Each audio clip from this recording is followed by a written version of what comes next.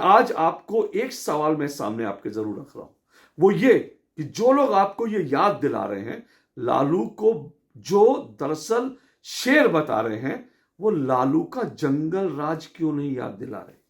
अरे शेर तो जंगल में रहता है ना, और अगर लालू शेर हैं तो लालू का वो जो जंगल राज था उसके बारे में आपको क्यों नहीं बताया जा रहा है। आज वो भी सुन लीजिए।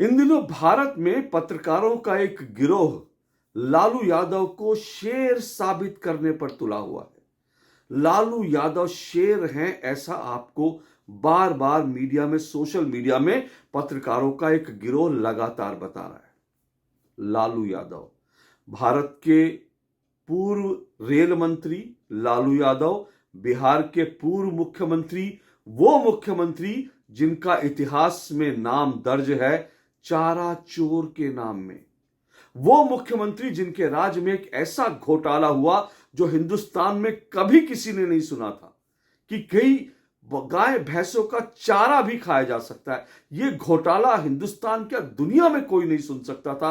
वो घोटाला जिन लालू यादव के राज में हुआ उनको आज शेर बताया जा रहा है। गजब बात है। वैसे तो शेर कभी भी गाय भैंसों का चारा नहीं खाता, लेकिन लालू यादव ने तो गाय भैंसों का चारा खा गए। फिर उनको शेर क्यों बताया जा रहा है?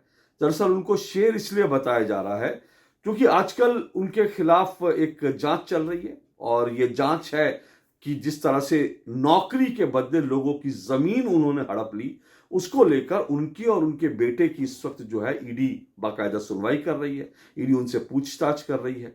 और लालू यादव क्योंकि बीमार हैं, उनका अभी ऑपरेशन हुआ है और वो अभी ठीक से चल फिर नहीं सकते। ये अलग बात है कि बीते कुछ दिनों में उनको कभी बैडमिंटन खेले हुए दिखाया गया, कभी उनको इस तरह से दिखाया गया कि वो विदेशों में घूम रहे हैं, कभी वो बाकायदा ये कह रहे थे मोदी को उखाड़ फेंकेंगे, दिल्ली में आ रहा हूं, दिल्ली आकर मोदी को उखाड़ फेंकूंगा, ऐसी तमाम बातें वो कर रहे थे। लेकिन लालू यादव बहुत बीमार हैं, ये उनके परिवार के लोग बता रहे हैं, और क्योंकि वो बाकायदा व्हील चेयर पर इस वक्त जा रहे हैं, अकेले ठीक से चल नहीं सकते, ऐसा परिवार के लोग बता रहे हैं, लेकिन वो बड़ी साहस के साथ, हिम्मत के साथ नरेंद्र मोदी की ईडी का मुकाबला कर रहे हैं। इसलिए लालू यादव शेर हैं, ये सब बताया जा रहा है। कितने शर्म की बात है, कितने दुर्भाग्य की बात है। हिंदुस्तान में किस किस तरह से लोग हीरो बना देते हैं, किस किस को हीरो बना देते हैं। अरे लालू यादव अगर इस वक्त ईडी के पास जा रहे हैं सवालों का जवाब देने के लिए, तो इसलिए नहीं जा रहे क्योंकि लालू यादव ने कोई बहुत बड़ा जो है हैरत अंगेज कारनामा कर दिया है। उन्होंने भारत की स्वतंत्रता की, आजादी की लड़ाई लड़ ली है। उन्होंने भारत में जो है शिक्षा की अलग जगह दी है। ऐसा कुछ नहीं हुआ। लालू यादव इसलिए जा रहे हैं, उनके ऊपर जो आरोप हैं वो इतने गंभीर हैं कि उन्होंने बिहार में गरीबों से उनकी जमीन ले ली, ये कहकर कि मैं तुमको रेलवे में नौकरी दूंगा। और ऐसा हुआ भी। जो सबूत है वो दिखा रहे हैं कि किसी व्यक्ति से उसकी जिंदगी भर की कमाई, जितनी उसके पास जमीन थी, वो जमीन लालू यादव ने और उनके जो आसपास के लोग थे, उनके आसपास की जो चौकड़ी थी, उन्होंने वो सारी जमीन अपने नाम कर ली, लालू यादव की बेटियों के नाम कर दी, और उसको 1,000 रुपए, 2,000 रुपए, 15,000 की उसके घर में किसी को नौकरी दे दी। आप सोचिए, पहले चारा चोरी और अब जमीन लेकर नौकरी। इससे ज्यादा निकृष्ट भ्रष्टाचार क्या हो सकता है। गरीबों से उसकी जो जमीन आप ले लो और जमीन लेकर उसको आप रेलवे में एक छोटी सी नौकरी दे दो, इससे ज्यादा निकृष्ट काम क्या हो सकता है। लेकिन इस निकृष्ट काम के लिए जब लालू यादव ईडी के सामने पूछताछ के लिए जा रहे हैं तो उनको शेर बताया जा रहा है। गजब हाल है। ये कहां कहां से चरण चुंबक पत्रकार हिंदुस्तान में पैदा हो गए हैं। कभी कभी हैरानी होती है, जो दूसरों को भक्त बोलते हैं कि ये मोदी के भक्त हैं, वो लोग किस तरह के चरण चुंबक हो जाते हैं कि करप्शन के गंभीर मामले में उसमें भी ये लोग इनसे सवाल नहीं करते। चलिए आप एक बार मान लेते हैं कि ये जो आरोप हैं, ये आरोप जो हैं, वो हो सकता है वो आरोप में कुछ ना निकले, जांच पड़ताल हो, शायद कुछ ना निकले, लेकिन भाई एक सवाल का जवाब तो देना ही चाहिए ना लालू यादव और उनके परिवार को। उनके परिवार के पास ये जो संपत्ति आई वो कहां से आई, और वो संपत्ति जो है उनके परिवार में तमाम जो उनके सदस्य हैं उनके पास ये जो अथाह जमीनें हैं वो कहां से आई? कौन सा वो खजाना उनके हाथ लग गया कि उनके पास इतनी सारी जमीनें आ गई? और एक सवाल ये चरण चुंबक पत्रकार कभी नहीं पूछते, कभी पूछना चाहिए। लालू यादव के बेटे तेजस्वी यादव के पास, लालू यादव के परिवार के पास दिल्ली की एक पॉश कॉलोनी में 150 करोड़ का बंगला, आप सही सुन रहे हैं, 150 करोड़, 150 करोड़, 150 करोड़ का बंगला उनको 4 लाख रुपए में कैसे मिल गया? 4 लाख रुपए में, सोचिए, 4 लाख रुपए में आजकल एक गाड़ी भी नहीं आती। ये जो 4 पहिया ढंग की आप गाड़ी लेने जाएंगे, ढंग की क्या, मैं कह रहा हूं नॉर्मल गाड़ी लेने जाएंगे तो 4 लाख की गाड़ी आपको नहीं मिलेगी। लेकिन उन साहबजादे को 4 लाख रुपए में 150 करोड़ का बंगला मिल जाता है दिल्ली की पॉश कॉलोनी में। ये कहां से आया? क्या ये सब मेहनत की कमाई है? ये शेर कहां से लाए? ये शेर के पास जो है ये सब कहां से आए? सवाल कोई नहीं पूछता, ये चरण चुंबक पत्रकार कोई नहीं पूछेंगे। लेकिन आज आपको एक सवाल मैं सामने आपके जरूर रख रहा हूं, वो ये कि जो लोग आपको ये याद दिला रहे हैं लालू को, जो दरअसल शेर बता रहे हैं, वो लालू का जंगल राज क्यों नहीं याद दिला रहे?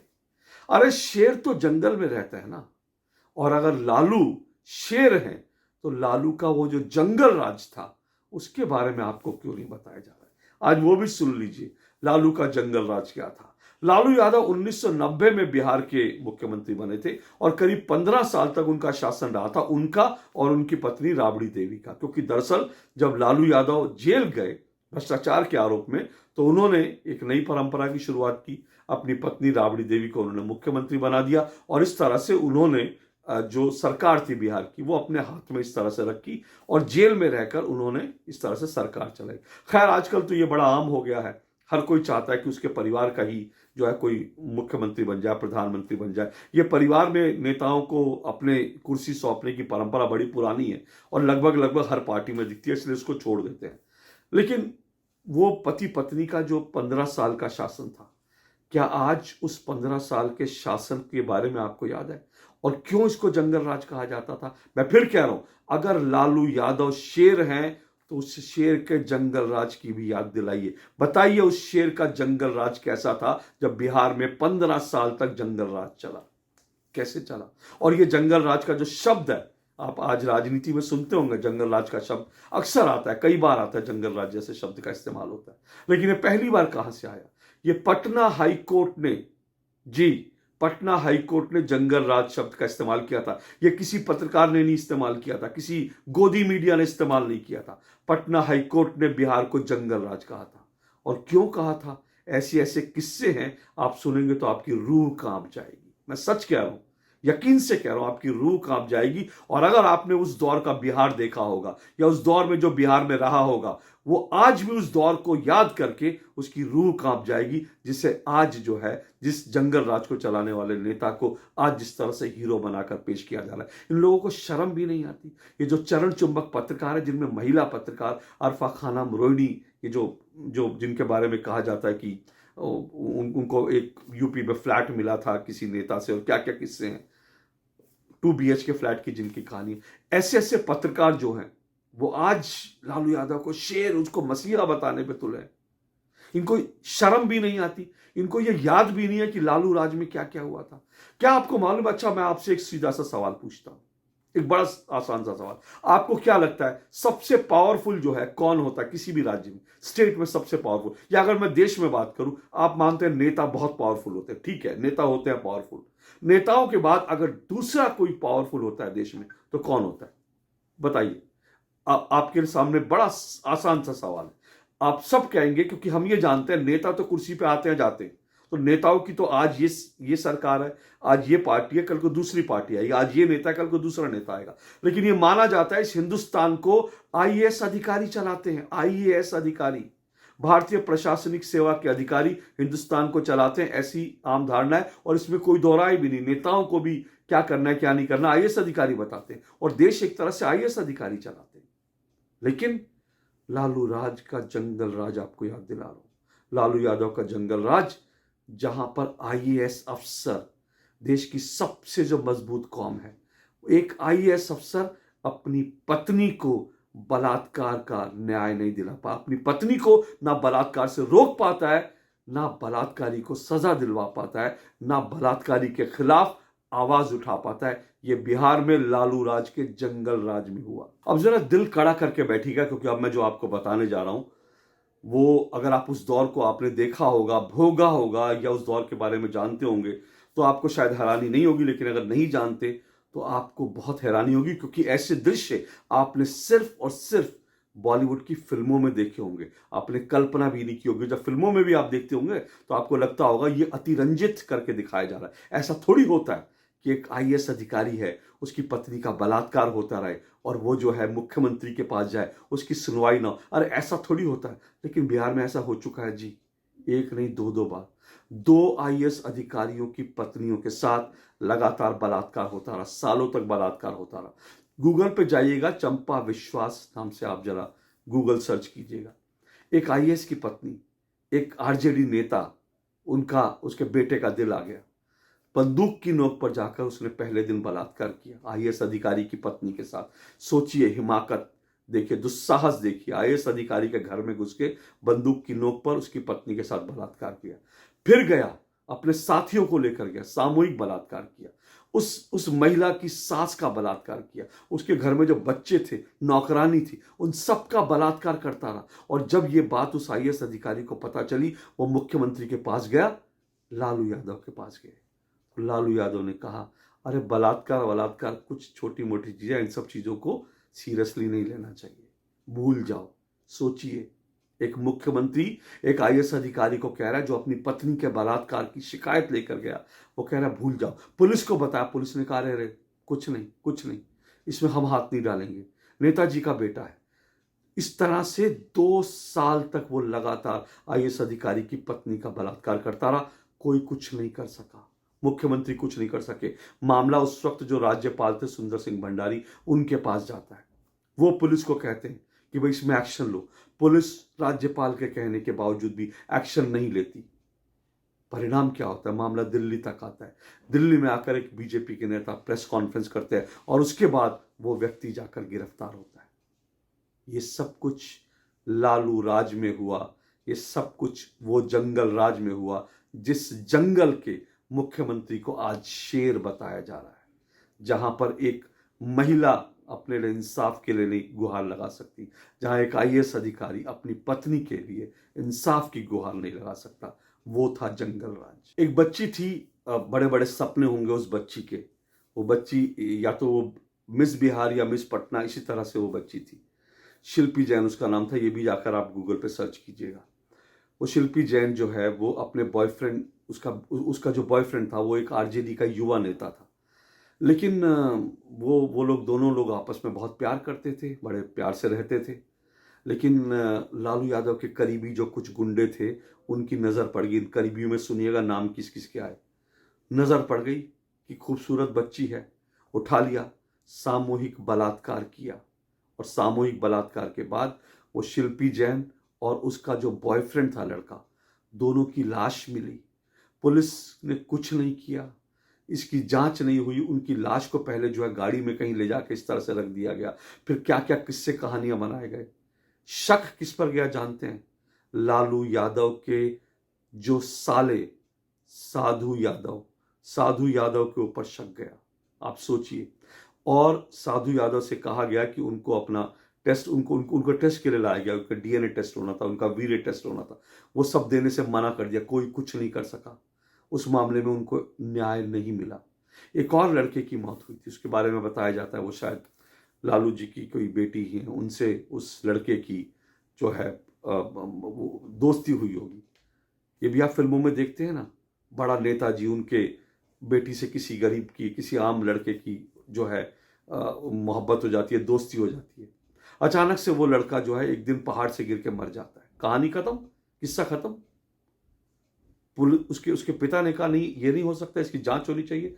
पुलिस ने कहा नहीं नहीं, हमने तो पोस्टमार्टम किया, डूब के मरा है। कहानी खत्म, किस्सा खत्म। शिल्पी की जो मौत हुई थी, शिल्पी को जो बलात्कार करके मार दिया गया था, उसको लेकर उसका परिवार लगातार संघर्ष करता रहा, न्याय के लिए आवाज उठाता रहा। लेकिन न्याय कहाँ मिलता? जब जंगल राज था तो न्याय क्या मिलेगा? लालू के राज में किसको न्याय मिलता था? लालू के राज में कहाँ गरीबों को न्याय मिलता था, तो उनको भी न्याय नहीं मिला। हुआ ये, यहाँ तक कि ये हुआ जब उसके पिता बेचारे थक गए उस लड़की के, उसके भाई ने, उस लड़की के भाई ने आवाज उठाई, और मालूम है क्या हुआ? उस भाई को अगवा कर लिया गया। आरजेडी के कुछ गुंडों ने उसके भाई को अगवा कर लिया गया और इस तरह से उस पूरे केस को दबा दिया गया। ऐसे एक नहीं दर्जनों किस्से हैं, दर्जनों किस्से हैं। सोचिए कि बिहार में उस दौर में किसी बच्ची के लिए बचना कितना मुश्किल था। अगर आरजेडी के गुंडों की नजर पड़ जाए, लालू के करीबियों की नजर पड़ जाए, तो फिर उस बच्ची के लिए अपनी अस्मत बचाना कितना मुश्किल था। वो जंगल राज था। उस जंगल राज को जिसने बनाया वो शेर नहीं था। शेर के भी जो जो जंगल होता है ना, जंगल में जो शेर है वो भी इंसाफ करता है। वो सिर्फ ऐसा नहीं होता कि वो सिर्फ कहेगा कि मेरा परिवार रहेगा, बाकी सबको मैं खा जाऊंगा, ऐसा शेर भी नहीं करता। तो ये कौन सा जंगल राज था, इसकी आप आज सिर्फ कल्पना करके सिहर सकते हैं। क्या कुछ नहीं हुआ था उस समय। बड़ी आम थी ये जो सेनाएं बनी हुई थी बंदूकें लेकर, इनके बीच जो संघर्ष होते थे, आज इसको मार दिया, आज उसको मार दिया, आज इस गांव में गए नरसंहार हो गया, आज उधर नरसंहार हो गया, तमाम तरह की सेनाएं बनी हुई थी। ये जंगल राज था। ये कौन सा रास्ता जहां पे सेनाएं, निजी सेनाएं बनी हुई थी, बंदूकें लेके जिसका जहां दिल करे वो उसको मार देता था। हत्या, बलात्कार, उसका कोई गिनती नहीं थी। मैं आंकड़े बताऊंगा आपको तो आप हिल जाएंगे, लेकिन एक बात सिर्फ आपको बताता हूं, जंगल राज कैसा था। लालू जी की बेटी रोनी, जो आज अक्सर ट्वीट कर रही है, उनकी शादी होती है और अखबारों में खबरें क्या छपती हैं, शादी होनी थी लालू जी की बेटी, मुख्यमंत्री जो है उनकी बेटी, 100 करोड़ रुपए की शादी हुई। 100 करोड़ उस वक्त बता रहा हूं मैं, आप सोचिए 100 करोड़, आज के 1000 करोड़ की शादी होगी। और उस शादी के लिए क्या हुआ मालूम है? और वो 100 करोड़ रुपया किसी परिवार ने नहीं दिया, किसी निजी व्यक्ति ने, वो सरकारी खजाने से। और सरकारी खजाने से, और दूसरा क्या तरीका था? दूसरा तरीका ये था, लालू जी के साले, उनके जो गुंडे, वो सब बंदूकें ले लेकर घूम रहे थे। खबर अखबारों में ये छपी थी कि जितनी पटना के अंदर शोरूम के जितने जितने गाड़ियों के शोरूम थे, बंदूकें तान कर वो सारे शोरूम खुलवा दिए गए। जितनी गाड़ियां थी सबको निकाल लिया गया और सबको लगा दिया गया मेहमानों के लिए कि चलो, अरे तुम्हारी गाड़ी गई भाड़ में, तुम्हारा शोरूम गया भाड़ में, अभी तुमको सेवा करनी है, लालू जी के परिवार की सेवा करनी है। उनकी बेटी की शादी है, कन्यादान तो तुम ही चुकाओगे ना। इस तरह से उनकी गाड़ियां, उनके शोरूम लूट लिए गए। क्या कुछ नहीं हुआ था। आप सोचिए, एक मुख्यमंत्री की बेटी की शादी में ऐसा नंगा नाच हो रहा है, लूटपाट का नाच हो रहा है। ये जंगल राज था। इसकी आज लोग जो हैं इसकी प्रशंसा कर रहे हैं।